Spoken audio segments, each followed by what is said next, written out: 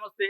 ఈరోజు ఆంధ్రప్రదేశ్ వార్తాపత్రికలో వచ్చిన వార్తలు, ఆ వార్తల వెనుకున్న వాస్తవాల్ని విశ్లేషించే ప్రయత్నం చేద్దాం. ముందుగా 'ఆంధ్రజ్యోతి' పేపరు వైసీపీతో జాగ్రత్త అని చంద్రబాబు నాయుడు గారు రాష్ట్ర కేబినెట్ మంత్రులకి నిన్న కేబినెట్ సమావేశం జరిగింది.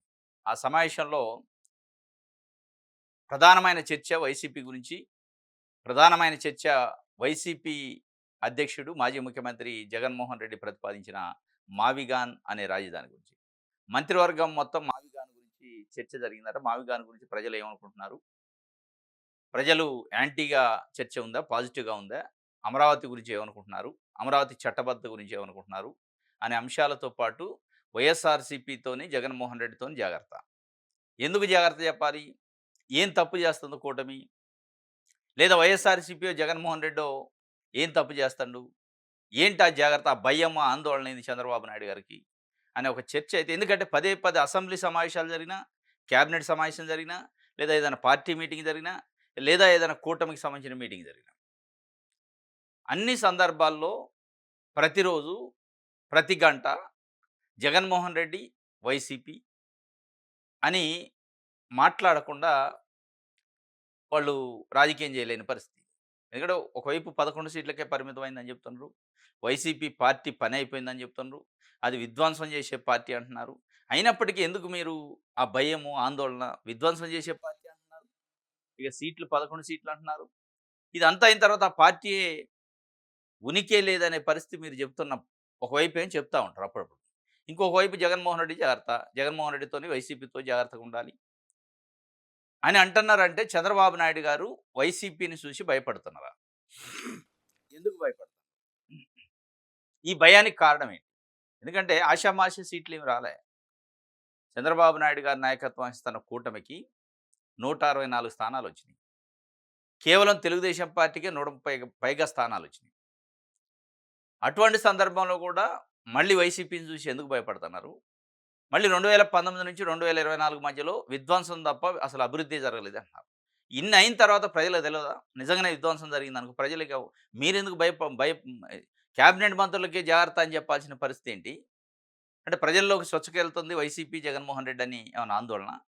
లేదా మీకొచ్చిన 164 స్థానాలకు సంబంధించి మీ పైన మీకే నమ్మకం లేదా? అసలు ఆ స్థాయిలో మీరు ఊహించుకోలేదా? మీ బలమా అది కాదా? అసలు గెలుస్తామా లేదా అనే మీమాంసలో 2024లో ఉన్నారా? ఆ డౌట్‌తోనే ఎన్‌డీఏ కూటమిలో భాగస్వామ్య పక్షం అయ్యారా?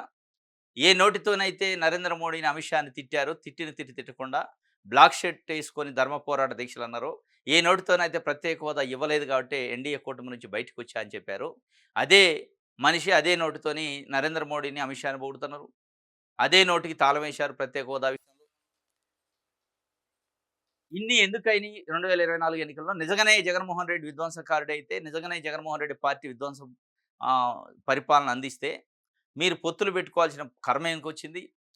తిట్టిన నాయకుడినే, తిట్టిన పార్టీని మళ్ళీ పోయి కాళ్ళ వేళ్ళబడి ఢిల్లీలో బతిమాలుకొని పొత్తులో భాగం కావాల్సిన పరిస్థితి ఎందుకొచ్చింది? భాగం అయిన తర్వాత సరే రిజల్ట్ వచ్చింది. రిజల్ట్ వచ్చిన తర్వాత ఆయన మరి సాటిస్ఫై‌గా ఉన్నారా? 164 స్థానాలొచ్చినియి. మాది కేంద్రము, రాష్ట్రంలో సీబీఐ అన్నీ మీ చేతిలో ఉన్నాయి. ఏసీబీ, సీబీఐ, సీబీసీఐడీ అన్ని వ్యవస్థలు కేంద్ర, రాష్ట్ర ప్రభుత్వాల చేతుల్లో ఉన్నాయి. ఇన్నున్నాక కూడా ఎందుకు భయపడుతుండు చంద్రబాబు నాయుడు గారు? ఏంటి జగన్మోహన్ రెడ్డి అనుకున్న అంత శక్తి ఏంటి?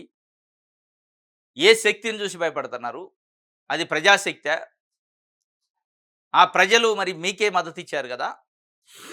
మళ్ళీ జగన్మోహన్ రెడ్డికి మద్దతిస్తానని ఎందుకు అనుకుంటున్నారు? మీరు అద్భుతమైన పాలన చేస్తానంటున్నారు. వికాసం వైపు దూసుకొని పోతుంది 2 సంవత్సరాలలో ఈ రాష్ట్రం అని చెప్తున్నారు. నిజంగా మీరు చెప్పే మాటలన్నీ అబద్ధాలా? మీరు చెప్తున్న వికాసం అబద్ధమా? మీరు చెప్తున్న డబుల్ ఇంజిన్ సర్కార్ అబద్ధమా? అది ప్రజలు ఎక్కడ తీసుకోవట్లేదా? రిసీవ్ చేసుకోవట్లేదా? ప్రజలు పట్టించుకోవట్లేదా? మీరు చెప్తున్న అమరావతి, పోలవరం అబద్ధమా? మీరు చెప్తున్న అమరావతి, పోలవరం పైన మాటలను ప్రజలు రిసీవ్ చేసుకోవట్లేదా? లేదా జగన్మోహన్ రెడ్డి మీరంటున్నారు ఎప్పుడో ఒకరోజు వస్తా ఉంటాడు, ఏదో ఒకటి అట్లా లేచిపోతాడు అని చెప్పి. ఆ అట్లా లేచిపోయేదే లెక్కలోకి తీసుకుంటున్నారా? మీరు ఒకవైపు అమరావతి, అమరావతి అని దాదాపు 11 సంవత్సరాల నుంచి చెప్తా ఉన్నారు. జగన్మోహన్ రెడ్డి 3 రాజధానులండు. దాని తర్వాత ఇప్పుడు మావిగాన్ అంటుండు. మరి మావిగాన్ అంటే కూడా ప్రజలు పడుతున్నారా? మావిగాన్‌ను కూడా సమర్థించే ప్రజలు తయారైతున్నారా? సమర్థించే సెక్షను ఎక్కువైతుందా?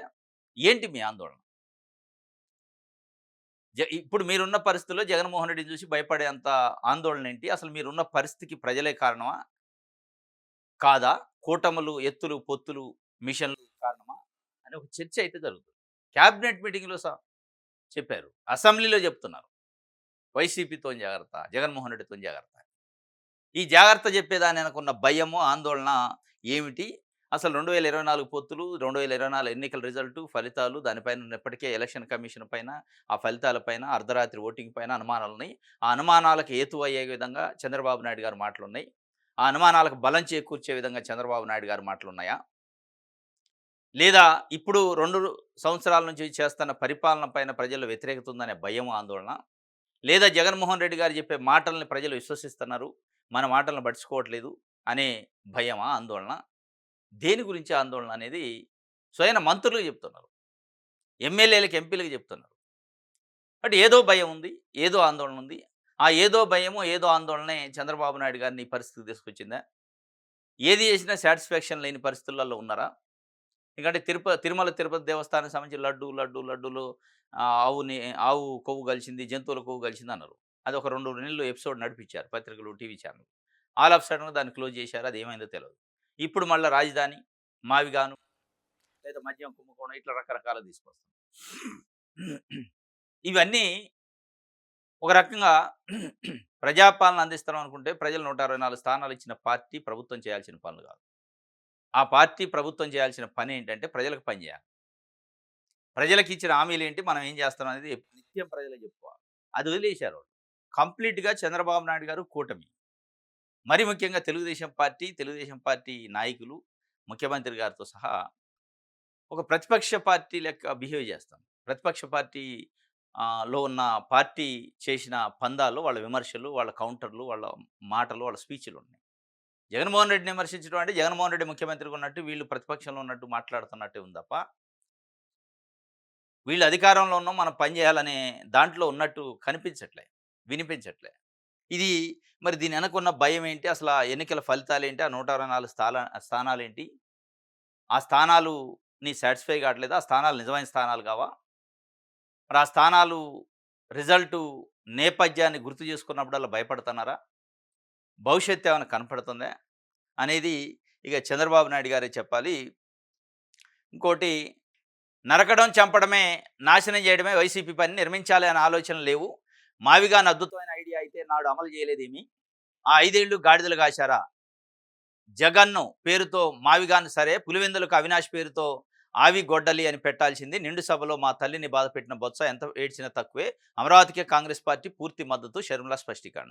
ఈమె గారు కూడా అంటే అధికార పక్షం వ్యవహరిస్తుండ్రా? ప్రతిపక్షం వ్యవహరిస్తుండ్రా? తెలవదు. ఎందుకంటే ఎన్డీఏ కూటమి అధికారంలో ఉంది. ఎన్డీఏ కూటమికి కాంగ్రెస్ పార్టీ డెడ్ అంటే ఢిల్లీ స్థాయిలో, జాతీయ స్థాయిలో. ఏ రోజు కూడా ఎన్డీఏ కూటమి ప్రభుత్వాన్ని విమర్శించరు డైరెక్ట్‌గా. జగన్మోహన్ రెడ్డి విమర్శిస్తారు. చంద్రబాబు నాయుడు గారు తెలుగుదేశం పార్టీ ఎట్లయితే జగన్మోహన్ రెడ్డి అధికార పక్షంలో ఉన్నట్టు, చంద్రబాబు నాయుడు గారు ప్రతిపక్షంలో ఉన్నట్టు ప్రతినిత్యం విమర్శిస్తారో, సేమ్ షర్మిల గారు కూడా అట్లే. ఇప్పుడు ఆమె ఏమంటున్నారంటే 2019 నుంచి 24 మధ్యలో 3 రాజధానులండు. అప్పుడు మావిగాని మంచిదైతే అప్పుడు ఏం చేసిండు? గాడిదలు కాసిండు అంటాడు. వాస్తవమే. ఆ రోజు ఆయన వికేంద్రీకరణ పేరుతోని 3 రాజధానులు 3 ప్రాంతాలకు సమన్వయం చేయాలండు. దాన్ని ప్రజలు ఇప్పుడు అంగీకరించలేదు వాస్తవంగా. ఎందుకంటే ప్రజలు అంగీకరించితే ఆయనకు ఆ 3 ప్రాంతాల సీట్లు వచ్చి ఉండేవి. సీట్లు రాలేదని ఆ ఎజెండాని ప్రజలు పట్టించుకోలేదు కాబట్టి వాళ్ళ స్టాండ్ చేంజ్ చేసుకున్నారు. కానీ మీ స్టాండ్ ఏంటి అసలు? మీరు ఎవరి పక్షం? కాంగ్రెస్ పక్షమా? చంద్రబాబు నాయుడు గారి పక్షమా? ఇదే మాటని చంద్రబాబు నాయుడు గారిని ఎందుకు అడగలేకపోయారు? చట్టసభలో చట్టబద్ధత వచ్చింది అమరావతికి, పార్లమెంట్‌లో ఎవరు కూడా ఇంచు కూడా కదిలియలేరు. చాలా కట్టుదిట్టమైన చట్టబద్ధత తీసుకొచ్చినాం అని చెప్తున్నారు. అంత కట్టుదిట్టమైన చట్టబద్ధత ఎవరు ఇంచు కదిలించలేని పరిస్థితిని 2019 ముందు ఎందుకు చేయలేదు? ఆ రోజు ఏం చేశారు? గాడిదలు కాశారా అని చంద్రబాబు నాయుడు గారిని ఎందుకు అడగలేకపోయారు? చంద్రబాబు నాయుడు గారు ఇప్పుడు చట్టసభలో 2 సంవత్సరాల తర్వాత అది ప్రజలు అడిగితే, అక్కడున్న రైతులు అడిగితే చట్టబద్ధత అనేది గుర్తొచ్చి చట్టబద్ధత పెట్టిస్తే దాన్ని సంబరాలు చేసుకోవాలన్న రోజు ఎందుకు సంబరాలు చేసుకోవాలి? నీ చట్టబద్ధతలో అసలు చావలేని చట్టబద్ధత అది.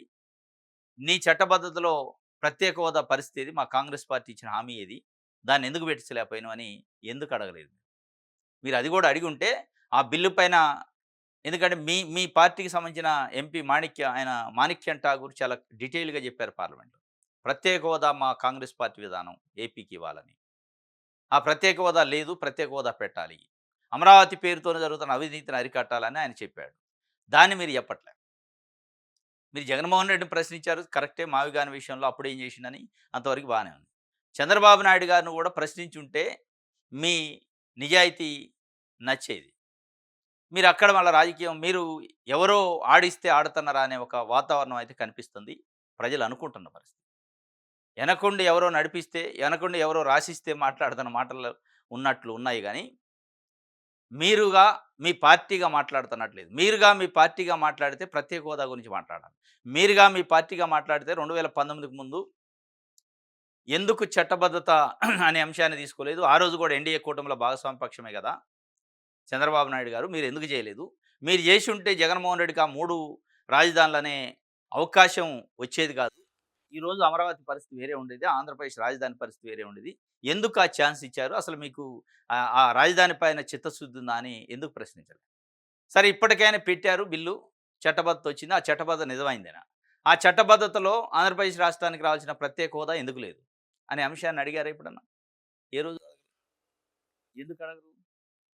ఏంటి మీ మీ మీ మీ ఎజెండా? మీ ఎజెండా పర్సనల్ ఎజెండా, పార్టీ ఎజెండానా? మీ పార్టీ ఒకవైపు ప్రత్యేక హోదా కోసం కట్టుబడి ఉన్నాం. అమరావతికి కూడా కట్టుబడి ఉన్నాం అని చెప్తుంది. మీరు అమరావతి తప్ప ప్రత్యేక హోదా చెప్పట్లే. ఏంటి మీ స్టాండ్? ఎవరి స్టాండ్ మీది? మీ స్టాండేనా? అనేది ఒక చర్చ అయితే జరుగుతుంది. నరకడం, చంపడమే అంటే అదే నరకడం, చంపడం పార్టీకి ఓట్లేయమని 2019కి ముందు చెప్పారు. అదే జగన్మోహన్ రెడ్డి అద్భుతం అని మీరే చెప్పింది. అనేక అంశాలపైన ఇప్పుడు ఏ విమర్శలైతే మీరు చేస్తున్నారో, ఆ విమర్శల పైన మీరే సమర్థించారు గతంలో. చాలా అద్భుతమైన నాయకులు అవినాష్ రెడ్డి, జగన్మోహన్ రెడ్డి, వైసీపీ చాలా అద్భుతమైన పార్టీ. ఓట్లేయండి, ఓట్లేయండి అని తిరిగారు. ఈరోజు అది నరకడం, చంపడం తప్ప వేరే చేయదంటున్నారు. మరి అంతకుముందు లేదా మీకు తెలవదా నరకడం, చంపడం? వాళ్ళు చేసే నరకడం, చంపడం గురించి ఎందుకు తెలవదు? ఇప్పుడు చంద్రబాబు నాయుడు గారు అక్కడ ఎన్డీఏ కూటమి ఉంది. ఆ నరకడం, చంపడాలు ఎందుకు బయటికి తీయట్లే? నిజంగానే నరికితే, చంపితే వైసీపీ నాయకులు దానికి సంబంధించిన పార్టీ నాయకులు నిజంగానే నరకడం, చంపడంలో పాత్ర ఉంటే అనేక కేసులు ఇప్పుడు తీస్తారు కదా! మద్యం కుంభకోణం రకరకాలు చేస్తారు కదా! ఈ నరకడం, చంపడం ఈ కేసులు ఎందుకు తీయట్లే? నిజంగా అది అబద్ధమా? నిజమా? కేవలం పొలిటికల్‌గా పనికొస్తుంది కాబట్టి ఒక మాట మాట్లాడుకుంటే అయిపోద్ది. వివేకానంద రెడ్డిని చంపిండు, చంపిండు అంటే 10 మందికి నమ్ముతారని చెప్తున్నా. నిజంగా చంపుంటే ఈరోజు కేంద్రంలో, రాష్ట్రంలో చంద్రబాబు నాయుడు గారు సంబంధించిన ప్రభుత్వం ఉంది. ఆయన ఆడిస్తే ఆడే ప్రభుత్వం అక్కడ, ఇక్కడ ఉంది. ఇక్కడేమో ఆయనే పరిపాలన, అక్కడ ఆయన చేతిలో రిమోట్ ఉన్న ప్రభుత్వం. ఎందుకు మరి వివేకానంద రెడ్డిని చంపిన వ్యక్తుల్ని బయటపెట్టట్లే? ఎందుకు వివేకానంద రెడ్డిని నిజంగానే చంపిన వ్యక్తులు వాళ్ళు చంపి నా చేతిలో కత్తి పెట్టారంటుండు. ఆ కత్తి పెట్టినంత అమాయకుడుగా ఉన్న చంద్రబాబు నాయుడు గారు ఈరోజు అధికారం వచ్చిన తర్వాత కూడా ఎందుకు ఆ కత్తి పెట్టినోళ్ళని అసలు కత్తి ఎవరు పట్టి పొడిచారో వాళ్ళని ఎందుకు పట్టుకోవట్లే? అసలు దీని వెనకున్న హిస్టరీ ఏంటి? ఎందుకు రాట్లే బయటికి? అనేది ప్రజలు మాట్లాడుకుంటున్న పరిస్థితి. రైట్.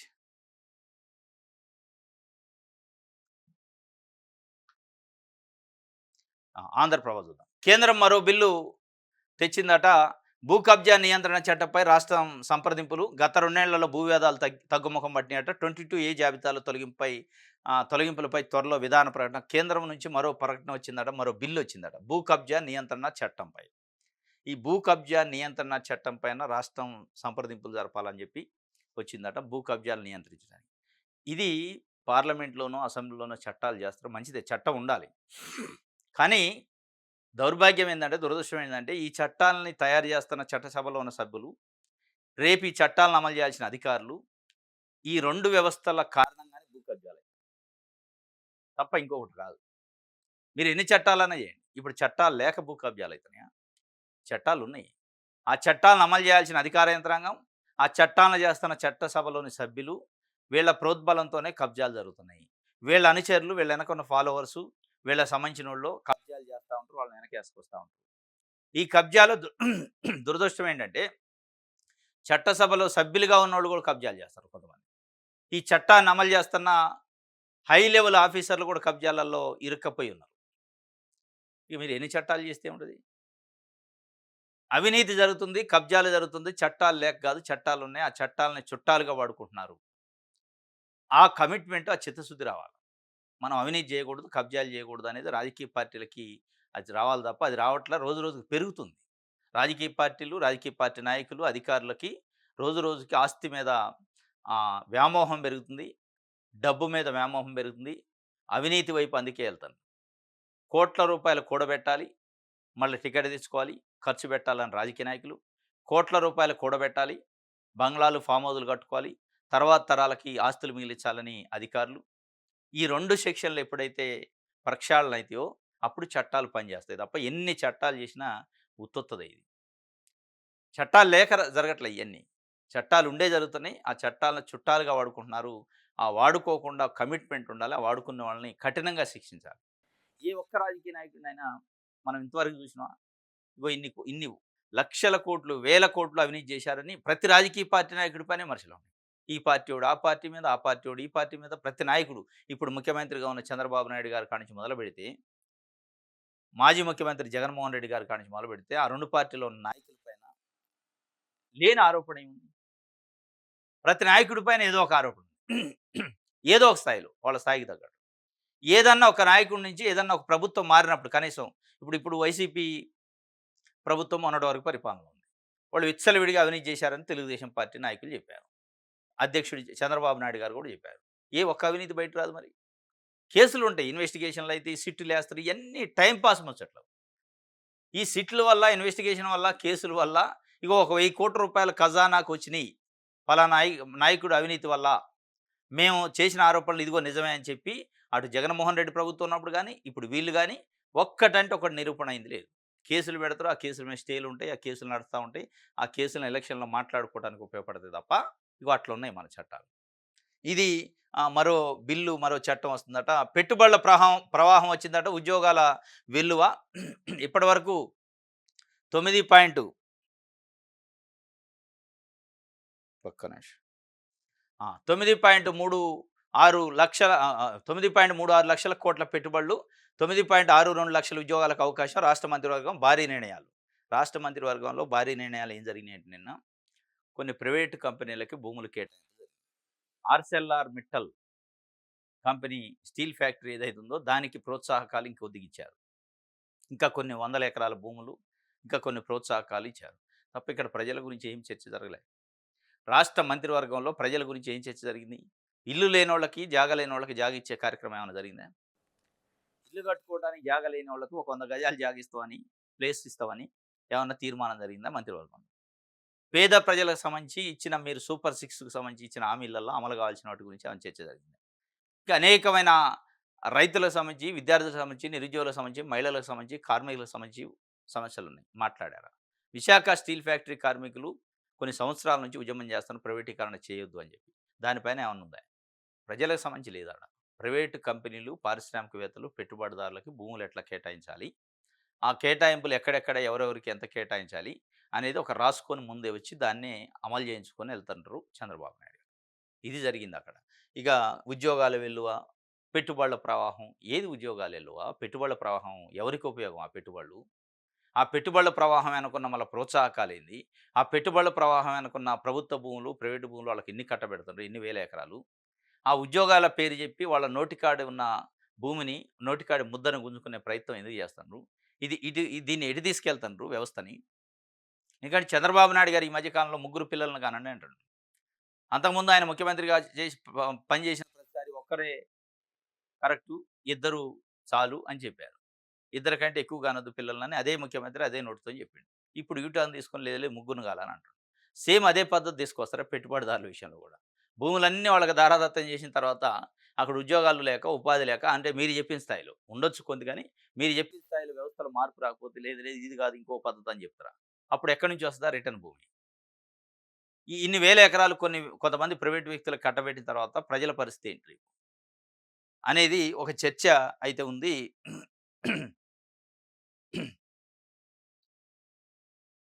రైట్.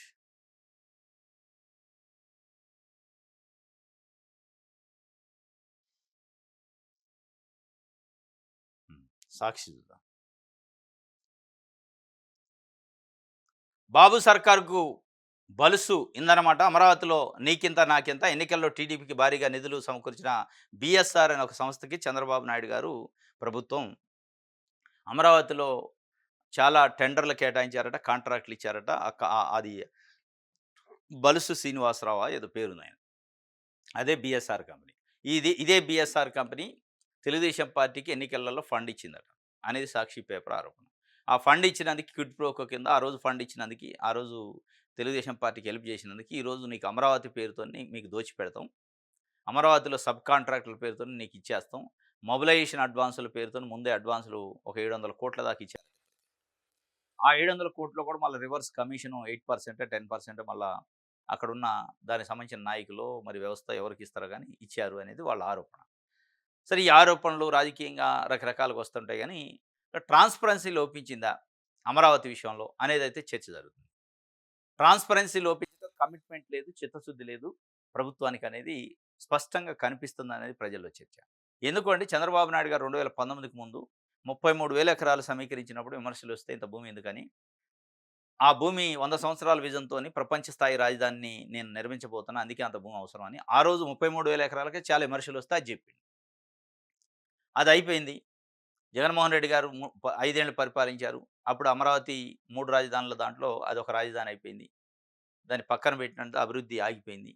ఇప్పుడు రెండోసారి చంద్రబాబు నాయుడు గారు అధికారంలోకి వచ్చిన తర్వాత అమరావతి రైతులు అడిగే వరకు చట్టబద్ధ గుర్తు రాలే రాజధానికి. దాని తర్వాత ఇప్పుడు ఏమంటున్నారంటే రెండో దశ భూ సమీకరణకు నాకు ఒక 20,000 ఎకరాలు మళ్ళీ ఇస్తే రాజధానిని అభివృద్ధి చేస్తా తప్ప ఆ 33,000 ఎకరాలతోనైతే కేవలం ఒక మున్సిపాలిటీ అయిద్దని చెప్పిండు. ఇగో ఇయన్నీ చూస్తుంటే మాటలు అంటే చెప్పిన మాటలకి, చేసే పనులకి. ఆ రోజున సింగపూరు, ఈశ్వరను మాస్టర్ ప్లాన్ అన్నాడు. అయన్నీ పక్కకు పెట్టి ఇప్పుడు మళ్ళా ఇంకో 20,000 ఎకరాలు ఒకసారి ఇంకో 44 మొత్తం 44,000 ఎకరాలు 2 దశల్లో 3 దశల్లో ఇస్తే తప్ప నేను అభివృద్ధి చేయలేను మున్సిపాలిటీ అయిద్దంటాడు. ఇవన్నీ చూస్తుంటేనే అక్కడేదో జరుగుతుంది. క్లారిటీ లేదు, కమిట్మెంట్ లేదు, చిత్తశుద్ధి లేదనిపిస్తుంది. కేవలం కాంట్రాక్టర్‌లను బాగు చేయడానికి, రియల్ ఎస్టేట్ వ్యాపారం చేసుకోవడానికి అమరావతి పెట్టారా? అనే ఒక చర్చ అయితే స్టార్ట్ అయింది. ఆ చర్చకి బలం చేకూర్చే విధంగా ప్రభుత్వం మాటలున్నాయి. ఒకసారి ఒక రకంగా, ఇంకోసారి ఇంకొక రకంగా, ఇంకోసారి ఇంకో రకంగా.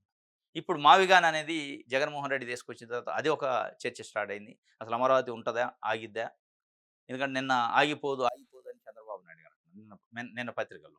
అసలు ఆగిపోదనే మాట చంద్రబాబు నాయుడు గారి నుంచి ఎందుకొచ్చింది? ఆ చట్టబద్ధత నిజమైన చట్టబద్ధతేనా? దానికి కమిట్మెంట్ ఉందా? దానికి గట్టితనం ఉందా? అనే ఒక చర్చ ఉంది. ఇప్పుడు మావిగాన్ నేనొస్తే మావిగాన్ చేస్తా అని జగన్మోహన్ రెడ్డి ఆల్రెడీ చెప్పేస్తా ఉన్నాడు. మావిగానే రాజధాని, మావిగాన్నే ఒక గ్రోత్ కారిడార్‌గా చేస్తా అని చెప్పి ఆయన ఒకవైపు నేను అధికారంలోకి వస్తే అదే చేస్తా అంటాడు. ఈ రెండిటి మధ్యలో మళ్ళా కాన్‌ఫ్లిక్టు. ఈ రెండిటి మధ్యలో మళ్ళా చర్చ. ఈ అనుమానాలు, అనుమానాస్పద వ్యవహారాలన్నీ నడుస్తుంటేనే అమరావతిలో వేల కోట్ల రూపాయలు పనుల పేరుతోని స్టార్ట్ అయినాయండి. ఒకవైపు ఒకసారి చంద్రబాబు నాయుడు గారు మాకెవరు సాయం చేయాల్సిన అవసరం లేదు. సెల్ఫ్ మానిటైజేషన్ స్కీమ్ అంటాడు. ఆ సెల్ఫ్ మానిటైజేషన్ స్కీమ్ ఎక్కడుందో తెలవదు. కేంద్ర ప్రభుత్వం నిధులివ్వదు. అప్పు మాత్రమే ఇస్తది. ఇది దీనివల్ల అక్కడ ఇగో ఇటువంటి విమర్శలకు కూడా కొంత తావిచ్చినట్టయితుంది. ఇది ఒక వార్త అయితే మంత్రివర్గంలో మావిగానట మచిలీపట్నం, విజయవాడ, గుంటూరు కారిడార్‌గా వైఎస్ జగన్ ప్రతిపాదించిన మావిగాన్‌పై మంత్రివర్గ సమావేశంలో చర్చకు వచ్చినట్టు తెలిసింది. దీనిపై రాష్ట్రమంతటా చర్చ జరుగుతుంది అని మంత్రులు ప్రస్తావించినట్టు సమాచారం. అలాగే మహిళలను కించపరిచేలా వ్యాఖ్యలు చేసిన రాధాకృష్ణకు మద్దతుగా నిలవాలని చంద్రబాబు సూచించిండట. వేమూరు రాధాకృష్ణ గారు కొత్త పలుకులో అంటే రాయకూడని భాష, మాట్లాడకూడని మాటలు ఆయన కొత్త పలుకులో మాట్లాడాడు. మరి అది కొత్త పలుకు కాదు, చెత్త పలుకులని, రోత పలుకులని, వ్యవహారం అని చెప్పి, రాతలని చెప్పి పెద్ద ఎత్తున విమర్శలొస్తున్నాయి మహిళల నుంచి. అంటే వైసీపీ నాయకుల ఇళ్లల్లో ఉన్న మహిళల్ని, వాళ్ళ భార్యలకు సంబంధించి వ్యక్తులు మహిళల పైన డైరెక్ట్‌గా కించపరిచే విధంగా వార్త రాసిండు. ఆ వార్తకి కనీసం చింతించాల.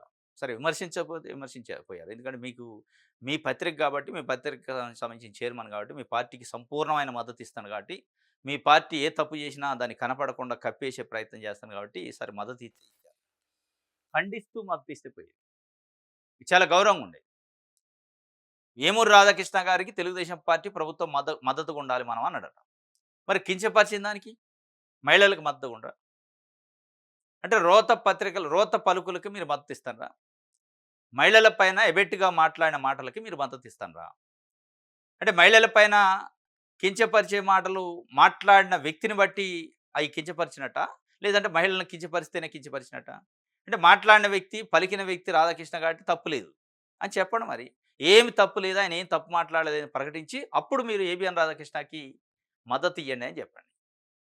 45 సంవత్సరాల రాజకీయ ఎక్స్‌పీరియన్స్ ఉంది. 4 సార్లు ముఖ్యమంత్రి. చంద్రబాబు నాయుడు గారి నుంచి ఇది ఆశించలే అసలు. ఆయన కనీసం ఖండిస్తాననుకున్నాం. సరే ఖండించకపోయినా అసలు ఈ ఇష్యూలోకి రాడేమో అనుకున్నాం. అని డైరెక్ట్‌గా బహిరంగ సభల్లో చెప్తుండు ఏమూరి రాధాకృష్ణకి మనం మద్దతు ఇయ్యాలి. ప్రశ్నిస్తే చంపేస్తారా అంటుండు. ప్రశ్నించటమా అది? ప్రశ్నిస్తే చంపేయొద్దు వాస్తవంగా.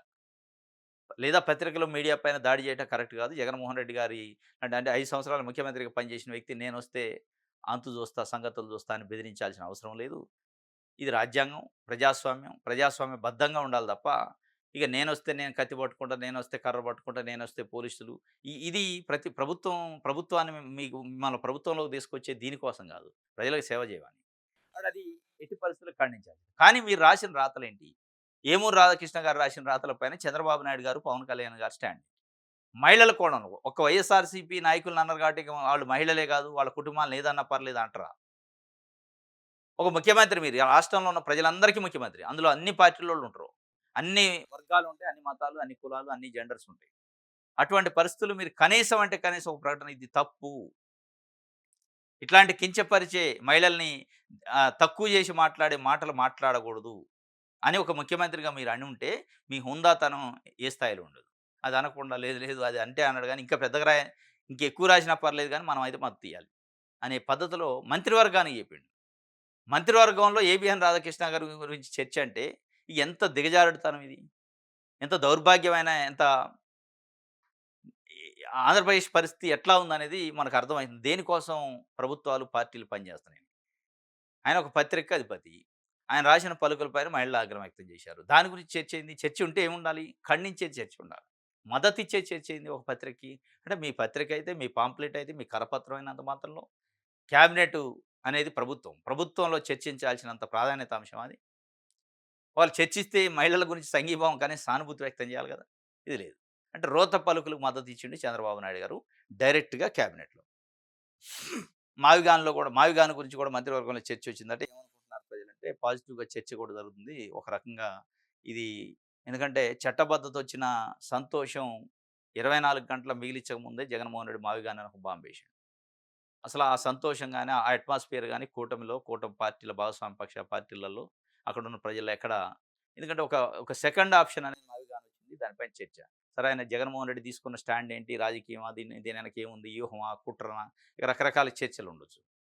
ఏది ఏమైనా ప్రజల్లో ఇది గూడా బెటరే గదా! ఇది గూడా ఒక అవకాశం ఉంది గదా! అనే ఒక చర్చనైతే తీసుకొచ్చిండు. ఆ చర్చ మంచికా? చెడుకా? అనేది భవిష్యత్తు జెప్పాల. రైట్. ఇది సాక్షికి సంబంధించి.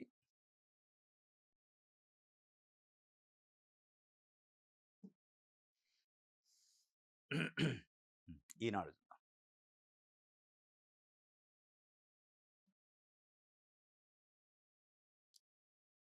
ఆ! చేయించేది బాధితుడిగా నటించేది జగనే. ఆ మాటల్ని అచ్చెన్నాయుడు ఇప్పుడు ప్రస్తావించారు. రాష్ట్రంలో జరిగిన ప్రతి ఘటన వెనక అంతిమ లబ్ధిదారి జగనే. వైఎస్ హత్యలో జగన్ పాత్ర ఉందని అప్పట్లో మీడియా సాక్షిగా చెప్పింది బొత్సానే. ఆ మాటల్ని అచ్చెన్నాయుడు రాష్ట్రంలో జరిగిన ప్రతి ఘటన వెనక అంతిమ లబ్ధిదారుడు జగనేనట. అంటే ప్రతి ఘటన వెనక అంతిమ లబ్ధిదారుడా? అంతిమ ద్రోహియా? లేకపోతే అక్యూజ్డా? నిందితుడా? మరి ప్రతి ఘటన వెనక ఆయనుంటే ఎందుకు వదిలేస్తాను? జగన్మోహన్ రెడ్డి పైన సీబీసీఐడీయో, సీబీఐయో ఇంకోటి ఎంక్వైరీలు ఎందుకు రావట్లే? ప్రతి ఘటన వెనక ఉండట. చంద్రబాబు నాయుడు గారు పదే పదే చెప్తుంటారు. బాబాయిని చంపి ఆ కత్తి తీసుకొచ్చి నా చేతిలో పెట్టిండని. మరి కత్తి తీసుకొచ్చి మీ చేతిలో పెడితే అంత అమాయకంగా ఇన్ని సంవత్సరాల నుంచి ఎట్లా భరిస్తున్నారో ఆ కత్తిని చేతుల్ని పట్టుకొని, ఆ కత్తిని చేతిలో పట్టుకొని ఇంత అమాయకంగా భరిస్తున్నప్పుడు మీకు అధికారం వచ్చి కూడా 20 నెలలు దాటిపోతుంది. ఎందుకు ఆ కత్తిని తీసి మరి అసలెవరు ఆ కత్తి మీ చేతిలో పెట్టిన ఆయన ఎవరు? ఆ పెట్టిన ఆయన్ని ఎందుకు మీరు వదిలేస్తున్నారు? నిజంగా పెట్టింది కరెక్టేనా? మీరు రాజకీయం కోసం మాట్లాడుతున్నారు. ప్రతి ఘటన వెనక జగన్మోహన్ రెడ్డి ఉన్నాడు. మరి ఉంటే ఆ ఘటనల వెనక జగన్మోహన్ రెడ్డి ఉన్నప్పుడు ఏది కేసులేది, ఇన్వెస్టిగేషన్ ఏది, దాని వెనక మొత్తం వాస్తవాలను వెలికి తీసే పరిస్థితి ఇది. ఈ రాజకీయాల కోసం క్యాబినెట్‌లో మంత్రులుగా ఉన్నోళ్ళు, ఒక ముఖ్యమంత్రి స్థాయిలో హెలికాప్టర్ ప్రమాదంలో చనిపోయిన వ్యక్తికి దాని వెనక ఈయనుండు, ఆయనుండు అని ఇప్పుడు మాట్లాడటం ఎంతవరకు బాధ్యతాయుతం? దీనివల్ల ప్రజలకు గాని, రాష్ట్రానికి ఏమైనా ఉపయోగం ఉందా? జరగాల్సిన చర్చ ఇదా? ప్రజల గురించా? రాష్ట్రం గురించి, రాష్ట్ర అభివృద్ధి గురించా? అనేది ప్రజల్లో వచ్చే నేను నచ్చెమనాయుడు మాట్లాడండి. ఈరోజు పయ్యోలు కేశవులు గారు మాట్లాడారు. అంటే ఎటు తీసుకెళ్తాను? ప్రజలు చాలా సమస్యలతోని సతమతమవుతున్నారు. సమస్యల పైన మాట్లాడరు. ఇప్పుడు తెలుగుదేశం పార్టీ నాయకులు, కూటమి పార్టీ నాయకులు మాట్లాడే రాజకీయ స్టేట్మెంట్లు, రాజకీయ మాటలు వీటన్నిటిని ఆపి కేవలం ప్రత్యేక హోదా కోసమే మాట్లాడుంటే ఇప్పుడు ప్రత్యేక హోదా వచ్చేది. ప్రత్యేక హోదా కోసం మారు మాట కూడా మాట్లాడట్లే. ప్రత్యేక హోదా ఇప్పుడు తప్పితే ఇంకెప్పుడు రాదు. ఎందుకంటే ఆంధ్రప్రదేశ్ ఎంపీల పైన ఆధారపడి ఢిల్లీలో కేంద్ర ప్రభుత్వం నిలబడింది. ఆంధ్రప్రదేశ్ ఎంపీలం మొత్తం మేము ప్రత్యేక హోదా ఇస్తే తప్ప లేదంటే మీకు మద్దతు ఇవ్వము అని గిట్ట ప్రకటిస్తే చంద్రబాబు నాయుడు గారి ఆధ్వర్యంలో ప్రత్యేక హోదా నడుచుకుంటూ వస్తుంది. ప్రత్యేక హోదా పేపర్ పట్టుకొని నరేంద్ర మోడీ గారు లేకపోతే అమిత్ షా గారు అమరావతి వచ్చి ఇక్కడే పబ్లిక్ మీటింగ్ పెట్టి ఇగో ఇస్తున్నాం అని చెప్పాలి. అంత స్పేస్ వచ్చింది, అంత అవకాశం ఈరోజు వచ్చింది. కానీ మాట్లాడరు. మాకు ప్రత్యేక హోదాలు కాదు, రాష్ట్రానికి ప్యాకేజీలు కాదు, కావాల్సింది మా ప్యాకేజీలు, మా పదవులు, మా మా కుటుంబ సభ్యులు మళ్ళా ఎలివేషను, మా కుటుంబ సభ్యులకు సంబంధించి ప్రచారము, మా కుటుంబ సభ్యులు రాజకీయంగా నిలదొక్కుకోవడానికి సహకరించండి చాలు మాకు అనే పద్ధతిలో ఈరోజు రాజకీయ పార్టీలు, రాజకీయ పార్టీ నాయకులు, మరి ముఖ్యంగా చంద్రబాబు నాయుడు గారి చేతిలో ఈరోజు బాధ్యత ఉంది. ఆయన భుజాల పైన బాధ్యత ఉంది. ఆయన ఆ బాధ్యతను ఎట్టి పరిస్థితుల్లో ఆయన అమలు చేయడానికి ముందుకు రావట్లే, వదిలేశారు పూర్తిగా. కొడుకు కోసం పాకులాడుతున్నట్టుంది. కొడుకుని ఎలివేట్ చేయాలి, నెక్స్ట్ టైం కల్లా ముఖ్యమంత్రి చేయాలని ఒక దాంట్లో ఉండదు తప్ప, రాష్ట్రానికి ప్రత్యేక హోదానో, ప్యాకేజీనో, రాష్ట్ర అభివృద్ధి ఆ కోణంలో లేదు. బయటికి చెప్తారు, 100 చెప్తారు. వికాసం వైపు తీసుకుపోతుండ్రు, డబుల్ ఇంజిన్ సర్కార్. ఏది డబుల్ ఇంజిన్ సర్కార్? ఏది ప్రత్యేక హోదా? ఏది ప్రత్యేక ప్యాకేజీ? ఏది కనీసం ఒక 5, 6 వేల కోట్లు కూడా పోలవరానికి, అమరావతికి ఇయ్యలేని పరిస్థితిలో కేంద్రం ఉంటే మీరేం ప్యాకేజీ చేస్తారు? మీరు ఏ ప్యాకేజీల కోసం మీరు పనిచేస్తారు? ఏ హోదాల కోసం పనిచేస్తారు? మీ కుటుంబాలకు రాజకీయ హోదా నిలబెట్టుకోవడానికి, మీ ప్యాకేజీలను కాపాడుకోవడానికి నిలబెడుతున్నట్టుంది తప్ప రాష్ట్రం కోసం కాపాడినట్లేదు. మాట్లాడినట్లేదు. దీనికోసం రోజుకొక మంత్రి వచ్చి బయటికి ఇది ఇట్లా, అది అట్లా అని మాట్లాడతాం. రైట్. ఇది ఈరోజు న్యూస్ అనాలిసిస్. రేపు తాజా వార్తలతోని తిరిగి కలుసుకుందాం. Thank you.